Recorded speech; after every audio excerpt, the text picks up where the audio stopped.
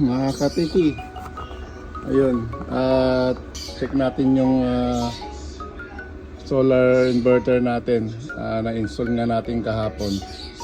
So kahapon walang araw. Makulimlim talaga. Halos 1 ampere lang yung pinapasok na amperahe sa baterya natin, charging. So ngayon ano ulit tayo. Sinarge ulit natin, buksan natin. So ito yung reading ng panel natin. Yan. So naka-ano siya, 13. Naka 13 amperes yung papasok galing sa solar natin. Yan. Kuryente tayo. Pinaka-ground. So ayun. Check natin yung yung voltahe ng solar natin nasa 89. Pero pababa, tumataas, hindi stable. Kasi wala pang araw mga kateki. So ayun, 60 Hz, 248 volts galing sa AC. Kasi lagyan natin ng AC para meron tayong reserve kung sakaling maglobat to. Maglobat yung baterya natin, mag-ship agad siya sa sa AC. So ayun, nasa siya.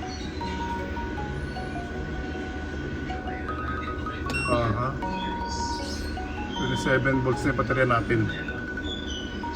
Hindi pa nagpo-fully charge. Alright. Ayun 27 volts.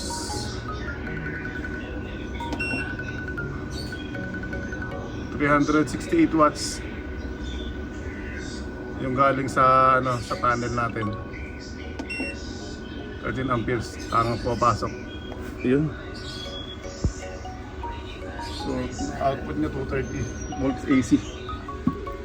Check natin tong natin. Check natin kung umiinit.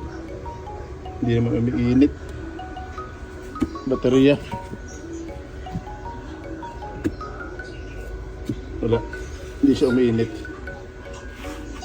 So naka lang siya. Normal yung temperature niya. So natin. Power digital meter natin. 3.2 volts AC.